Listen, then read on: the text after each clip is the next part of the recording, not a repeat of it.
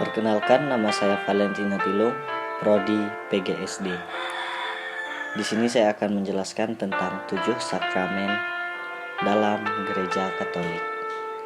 Sakramen diartikan sebagaimana dipahami oleh Gereja Katolik adalah tanda yang terlihat yang dapat ditangkap oleh panca indera yang dilambangkan oleh Yesus dan dipercayakan kepada gereja. Sebagaimana sarana dengannya rahmat dari Allah. Berikut ini adalah 7 sakramen dalam Gereja Katolik. 1. Sakramen Baptis.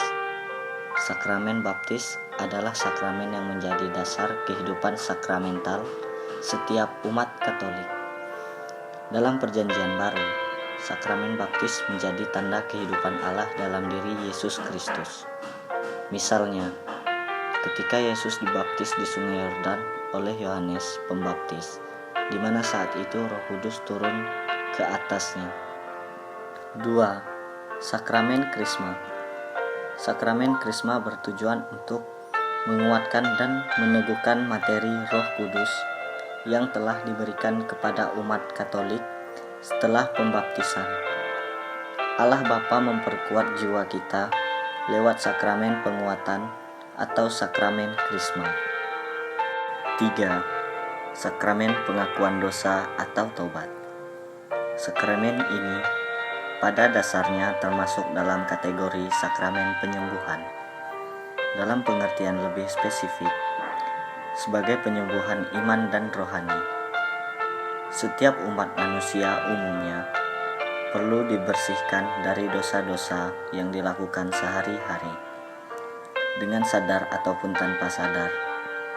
Dengan demikian, setiap orang yang sudah dibaptis lalu melakukan dosa kembali, maka perlu bertobat atau menerima sakramen tobat. 4. Sakramen Ekaristi.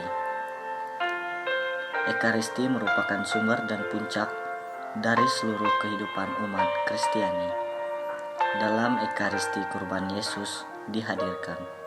Kurban Yesus adalah puncak dari segalanya, bentuk keselamatan dan juga sejarah penyelamatan.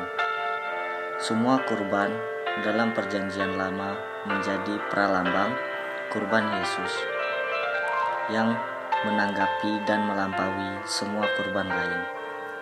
Hanya melambangkan kurban yang paling utama, yaitu Yesus sendiri, yang adalah anak domba Allah. 5. Sakramen pengurapan orang sakit. Sejak manusia pertama jatuh ke dalam dosa di Taman Eden, penderitaan dan penyakit menjadi salah satu pengalaman universal yang wajib dialami oleh setiap manusia di dalam perjalanannya. Yesus juga telah mengampuni banyak orang, menyembuhkan yang lumpuh, dan lain sebagainya. Karya itu merupakan bagian dari karya penyembuhan dan penyelamatan Yesus Kristus itu sendiri. 6. Sakramen perkawinan.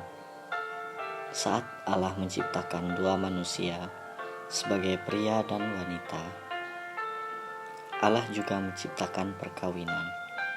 Dengan kata lain, Allah telah menciptakan manusia yang didorong oleh kasih, juga memanggilnya untuk mengasihi sesamanya. Karena Allah menciptakan mereka sebagai pria dan wanita, maka kasih mengasihi di antara mereka mencerminkan kasih yang mutlak dan tak terputus-putus atas nama Allah yang mengasihi manusia. 7. Sakramen tabisan atau imamat. Dalam sejarah keselamatan, umat Kristiani selalu mempunyai imam-imam sebagai perantara Allah dan umatnya. Imam adalah bagian dari umat Allah yang terpanggil untuk melanjutkan misi penyelamatan Yesus di dunia. Artinya, tidak semua orang Katolik akan menerima sakramen ini dan hanya orang-orang terpilih saja, alias pada biarawan dan biarawati. Kesimpulan dari 7 sakramen dalam Gereja Katolik. Sakramen merupakan rahmat terbesar yang disediakan Allah Bapa melalui gerejanya. Oleh karena itu, sebagai umat beriman, sudah seharusnya kita menerima sakramen-sakramen tersebut, agar kita dapat memperoleh anugerah, keselamatan, dan perlindungan dari Tuhan. Sekian dari video saya mengenai 7 sakramen di dalam Gereja Katolik. Kurang lebihnya saya mohon maaf dan terima kasih.